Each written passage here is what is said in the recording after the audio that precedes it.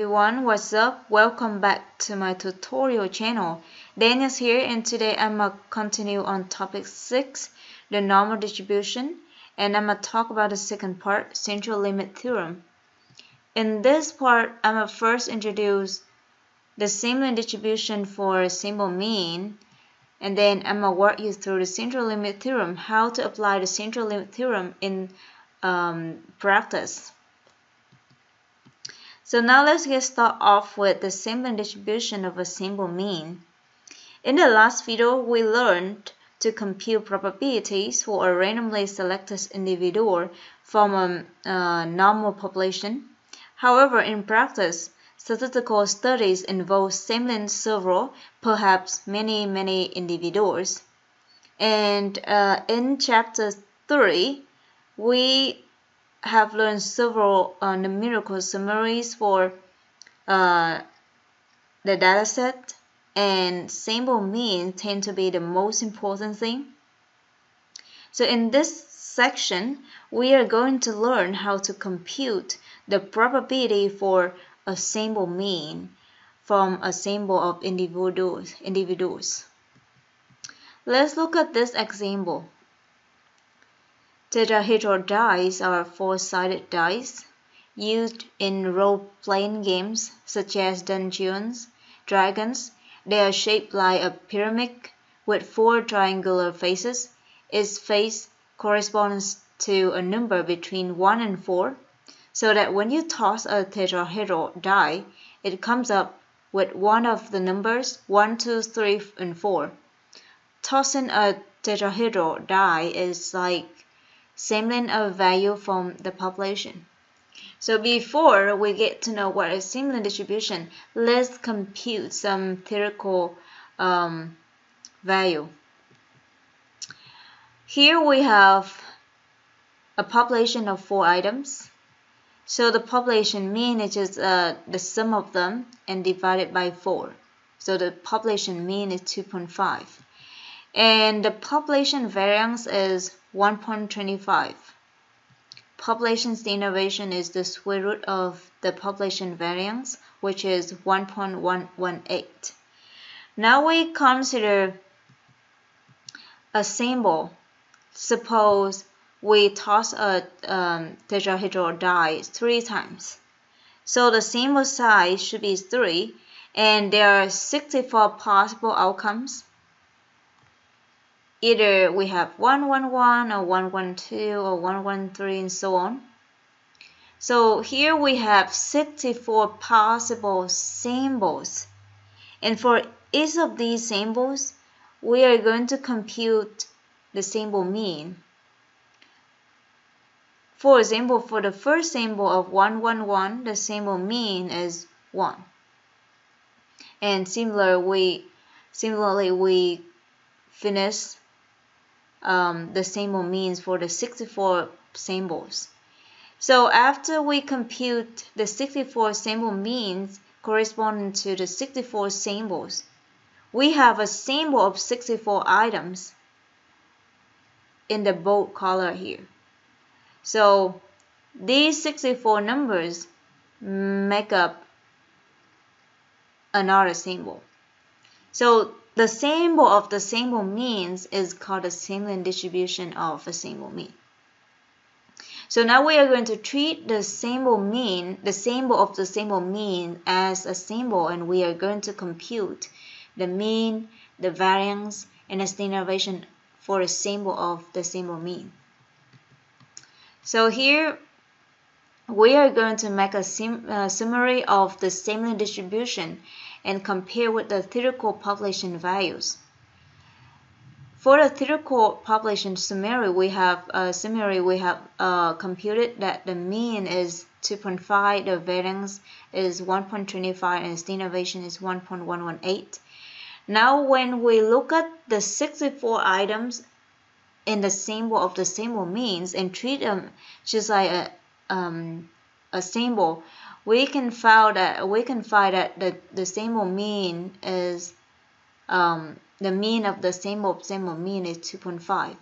The variance is 0.4167, and the standard deviation is 0.6455. And there,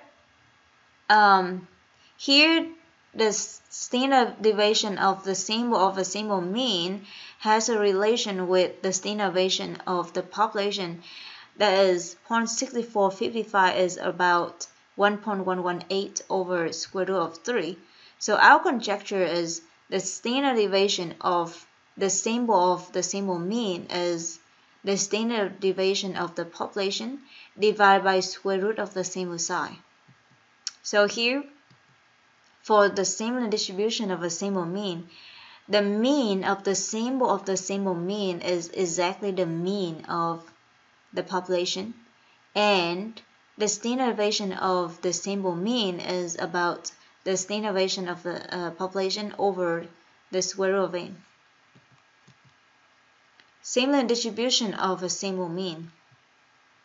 So let x bar be the mean of a random symbol of psi n drawn from a population with mean mu and standard deviation sigma. The mean of the similar distribution is mu of x, which is equal to mu.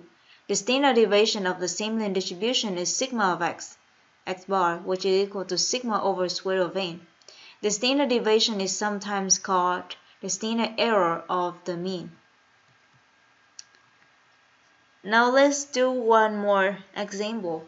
Among students at a certain college, the mean number of hours of television watched per week is mu is 10.5, and the standard deviation is sigma is 3.6.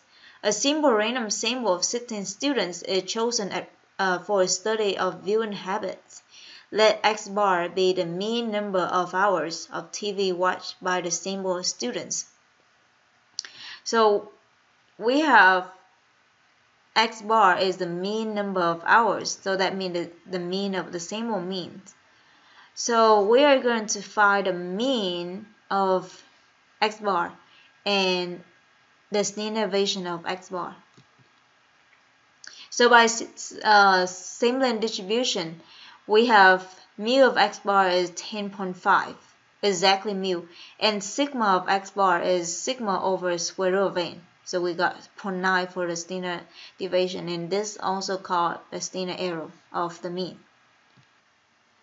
Now we're going to the most important part of this topic, the central limit theorem. Consider again the example of the tetrahedral die. Let us compare the probability distribution for the population and the similar distribution. So here, remember the population we considered was a population of 4 items, and the probability of getting any of the 4 items should be 0.25. So when we construct the histogram, the probability histogram of the population, we have basically a rectangle. Now we consider the probability histogram for the similar distribution of x bar.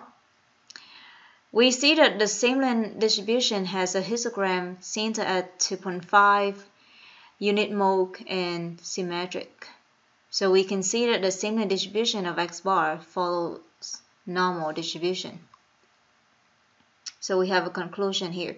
For a normal population, the symbol mean will be normal for any symbol size. Now what if we have a symbol withdrawn from a population that is not normal? Let's consider this example. For a certain make of car, the number of repairs needed while under warranty has the following probability distribution.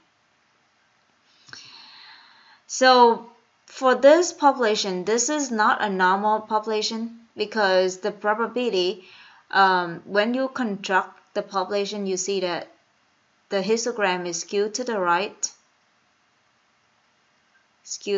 So the population is not normal. Now suppose we collect the sample size of size 3 and make the histogram for the similar distribution. We have another histogram, and if we increase the sample size, we see that when the sample size go up to 30, The histogram is approximately bell-shaped, normal, unit mode, symmetric. So we see that even if the population is not normal, if the sample size is sufficiently large, then the sampling distribution will follow approximately normal distribution. So the central limit theorem say that let x bar be the mean of a large sample random sample, let's say n is greater than 30, from a population with mean mu and standard deviation sigma, then x bar has an approximately normal distribution with mean mu of x bar equal to mu and the standard deviation sigma of x bar is equal to sigma over square root of n. The procedure for computing probabilities with the central limit theorem. Here, when you are given a question asking you to compute the probabilities for a sample mean, usually we have to think about the central limit theorem. So to compute the probabilities, in this case, the first step we have to make sure the sample size is greater than 30. If the sample size is greater than 30, is it appropriate to use normal curve? However, remember, if the population is normal by itself, then the sample size would not matter. Step 2. Find the mean and the standard deviation for the sample mean. Step 3. Sketch a normal curve and shade in the area to be found. And step 4. Find the area using table A2 or technology. Remember, in the last lesson, I showed you how to find the area under the curve using table A2. So step 4 is what we have learned. Now let's do some practice. Example 3. Based on data from the US Census, the mean age of college students a recent year was mu is 25 years with a standard deviation of sigma 9.5 years. A simple random sample of 125 students is drawn. What is the probability that the sample mean age of the students is greater than 26? So here the keyword is the sample mean age. So usually when you read a question, sometimes you don't know when central limit theorem is applied, when the central limit theorem is not applied. So if the question asks for a randomly selected individual, a randomly selected item, then the question is not about central limit theorem. But if the question asking about the sample mean of the sample mean, then the question is basically asking about the sampling distribution, so central limit theorem is applicable. So here, step 1, we check the sample size to see if central limit theorem is applicable. The sample size here is 125, which is larger than 30, so central limit theorem should be applicable. Step 2, we compute a mean and the variance of a sampling distribution. The mean of the sample mean is 25 and the standard deviation is sigma over square root of n, which is 0.8497. Now we find the probability that the sample mean age of the students is greater than 26. So we have probability that x bar is greater than 26 is what we're looking for. Here the sampling distribution have a mean of 25 and the standard deviation of 0.8497, which is not a standard normal. So the next step is standardization. So we subtract both sides by mu of x bar and divide both sides by sigma of x bar. And we got probability that z is greater than 1.18. So this probability is asking about the area to the right of the z-score 1.18. So we use complement rule. We got 1 subtract the area to the left of the z-score 1.18 and used A2 table. We got 0.1190 is the probability that a simple mean age of a student is greater than 26. And if you want to sketch up the standard normal curve, it should be like this. So we shade the area to the right of the x value 26 and the z-score of this value is 1.18.